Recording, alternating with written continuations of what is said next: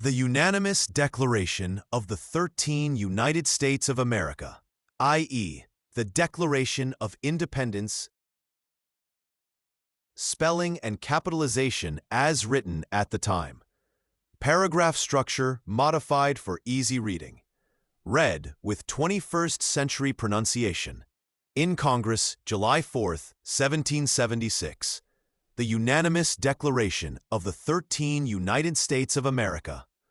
When in the course of human events, it becomes necessary for one people to dissolve the political bands which have connected them with another, and to assume among the powers of the earth the separate and equal station to which the laws of nature and of nature's God entitle them.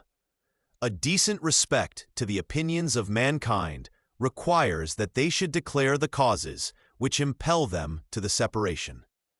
We hold these truths to be self-evident, that all men are created equal, that they are endowed by their Creator with certain unalienable rights, that among these are life, liberty, and the pursuit of happiness, that to secure these rights, governments are instituted among men, deriving their just powers from the consent of the governed, that whenever any form of government becomes destructive of these ends, it is the right of the people to alter or to abolish it, and to institute new government, laying its foundation on such principles and organizing its powers in such form as to them shall seem most likely to affect their safety and happiness. Prudence, indeed, will dictate that governments long established should not be changed for light and transient causes, and accordingly, all experience hath shown that mankind are more disposed to suffer, while evils are sufferable, than to right themselves by abolishing the forms to which they are accustomed. But when a long train of abuses and usurpations, pursuing invariably the same object, evinces a design to reduce them under absolute despotism, it is their right, it is their duty, to throw off such government and to provide new guards for their future security. Such has been the patient sufferance of these colonies, and such is now the necessity which constrains them to alter their former systems of government. The history of the present King of Great Britain is a history of repeated injuries and usurpations, all having in direct object the establishment of an absolute tyranny over these states. To prove this, let facts be submitted to a candid world. He has refused his assent to laws, the most wholesome and necessary for the public good. He has forbidden his governors to pass laws of immediate and pressing importance, unless suspended in their operation till his assent should be obtained, and when so suspended, he has utterly neglected to attend to them. He has refused to pass other laws for the accommodation of large districts of people, unless those people would relinquish the right of representation in the legislature, a right inestimable to them and formidable to tyrants only. He has called together legislative bodies at places unusual, uncomfortable, and distant from the depository of their public records, for the sole purpose of fatiguing them into compliance with his measures. He has dissolved representative houses repeatedly for opposing with manly firmness his invasions on the rights of the people. He has refused for a long time, after such dissolutions, to cause others to be elected, whereby the legislative powers, incapable of annihilation, have returned to the people at large for their exercise, the state remaining in the meantime exposed to all the dangers of invasion from without and convulsions within. He has endeavored to prevent the population of these states, for that purpose obstructing the laws for naturalization of foreigners, refusing to pass others to encourage their migrations hither, and raising the conditions of new appropriations of lands.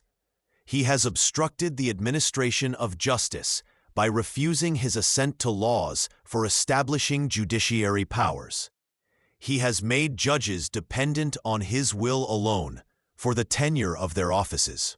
and the amount and payment of their salaries.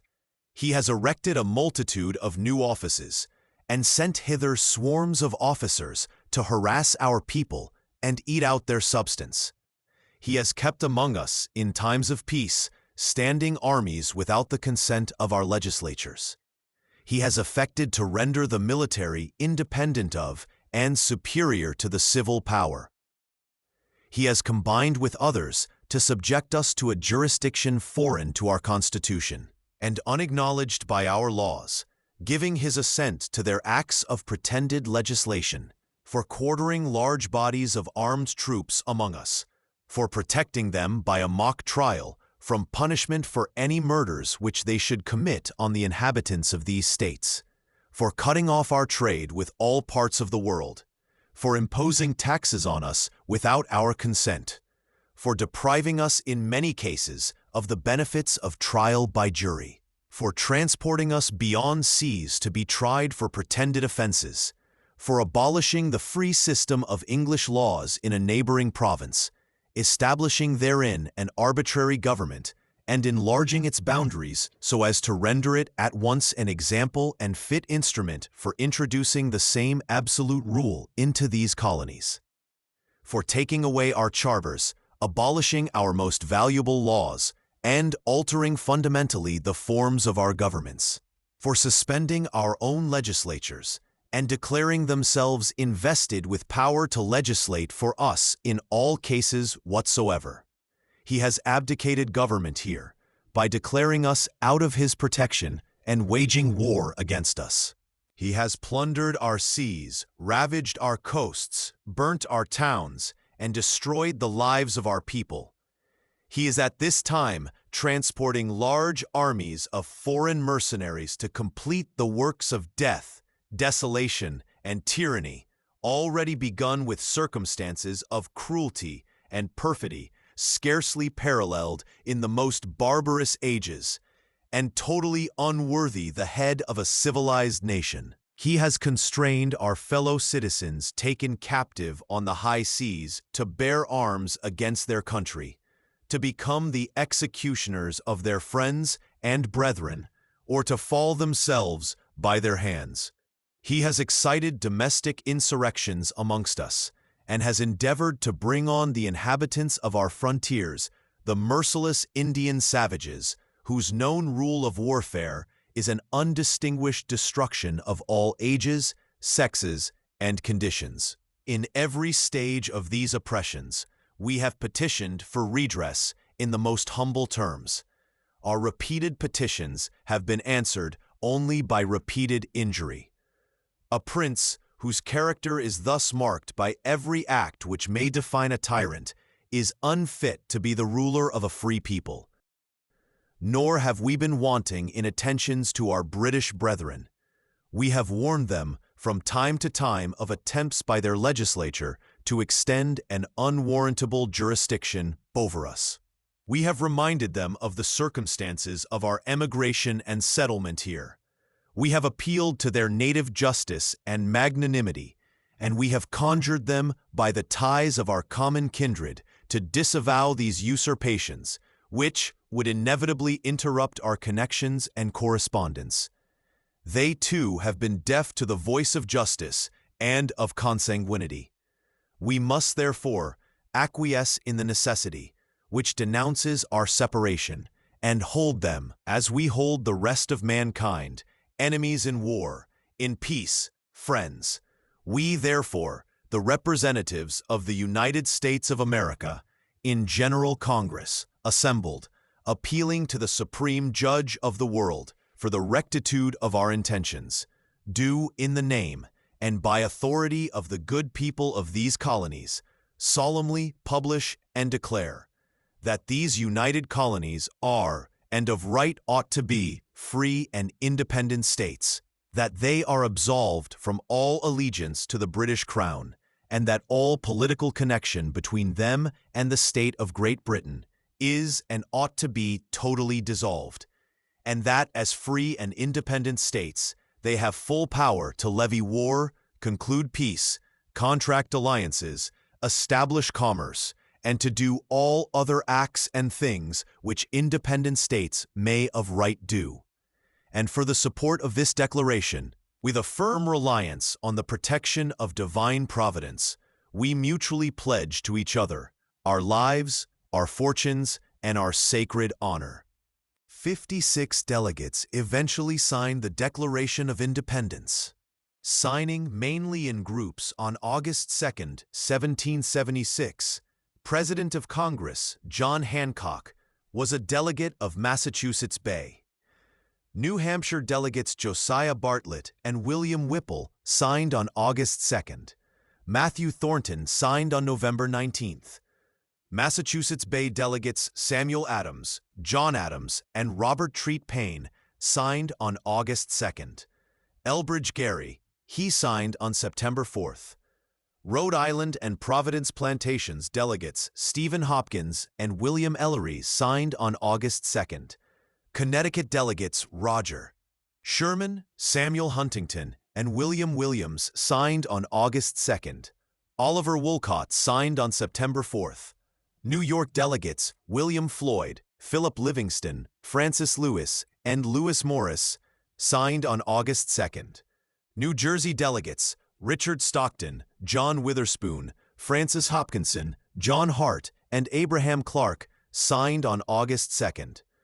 Pennsylvania delegates Robert Morris, Benjamin Rush, Benjamin Franklin, John Morton, George Clymer, James Smith, George Taylor, James Wilson, and George Ross signed on August 2nd. Delaware delegates Caesar Rodney and George Reed signed on August 2nd. Thomas McKean signed in January of 1777. Maryland delegates Samuel Chase, William Paca, Thomas Stone, and Charles Carroll of Carrollton signed on August 2nd. Virginia delegates George Wythe signed on August 27th. Richard Henry Lee signed on September 4th. Signing on August 2nd, Thomas Jefferson, Benjamin Harrison, Thomas Nelson Jr., Francis Lightfoot Lee, and Carter Braxton. North Carolina delegates William Hooper, Joseph Hughes, and John Penn signed on August 2nd. South Carolina delegates Edward Rutledge, Thomas Hayward Jr., Thomas Lynch Jr., and Arthur Middleton signed on August 2nd. Georgia delegates Button Gwinnett, Lyman Hall, and George Walton signed on August 2nd. Those that did not sign, Foot 1. Delegates who opposed the Declaration, John Dickinson, Pennsylvania. He was against the Declaration, believing it was premature and that reconciliation with Britain was still possible. He resigned before the final vote. John Alsop, New York. He opposed independence and resigned from Congress before the document he signed. Delegates who were absent for other reasons. George Washington. He did not sign the Declaration because he was serving as Commander-in-Chief of the Continental Army and was occupied with defending New York City at the time. Footnote 1. Google AI Overview. Robert R. Livingston, New York. He was part of the committee that drafted the Declaration, but was not authorized by New York to vote for independence, and did not return to Congress to sign the document. John Rogers, Maryland. He had voted for the resolution of independence, but was no longer a delegate when the signing took place on August 2nd. Other non-signers. Thomas Lynch Sr., South Carolina. He was unable to sign due to illness. George Clinton and Henry Wisner, New York. They voted for independence, but were away from Congress when the signing occurred. Charles Humphreys and Thomas Willing, Pennsylvania. They voted against independence and were replaced before the signing took place. In many ways, we seem to be repeating ourselves these days. Many comedians, political, pundits, satirists, commentators, and others have pointed out that Trump is doing things that are very similar to things listed in the Unanimous Declaration, Foot 1. As to prove this, let facts be submitted to a candid world. This has been a look at what kick-started America into becoming the United States of America. Footnote 1. See slides, marked section. President Dwight D. Eisenhower. A people that values its privileges above its principles soon loses both. Inaugural Address, Washington, D.C., January 20th, 1953. A sound nation is built of individuals sound in body and mind and spirit. Government dares not ignore the individual citizen. Rally in the public square, Cleveland, Ohio, October 1st, 1956. Democracy is essentially a political system that recognizes the equality of humans before the law. Address to Constituent Assembly, Rio de Janeiro, Brazil, August 8, 1946. Today in America, unions have a secure place in our industrial life. Only a handful of unreconstructed reactionaries harbor the ugly thought of breaking unions. Only a fool would try to deprive working men and women of the right to join the union of their choice. Speech to the American Federation of Labor, New York City, September 17, 1952. Don't join the book burners. Don't think you are going to conceal faults by concealing evidence that they ever existed. Don't be afraid to go in your library and read every book as long as that document does not offend our own ideas of decency. That should be the only censorship. Dartmouth College Commencement Exercises, Hanover, New Hampshire, June 14, 1953. In the long perspective of history, the right to vote has been one of the strongest pillars of a free society. Our first duty is to protect this right against all encroachment. State of the Union Message, Washington, D.C., January 7, 1960. The opening for the Constitution of the United States. We, the people of the United States, in order to form a more perfect union, establish justice, ensure domestic tranquility, provide for the common defense, promote the general welfare, and secure the blessings of liberty to ourselves and our posterity. Do ordain and establish this Constitution for the United States of America. President Franklin Roosevelt. We must especially beware of that small group of selfish men who would clip the wings of the American eagle in order to feather their own nests. Part of a speech delivered on January 6, 1941.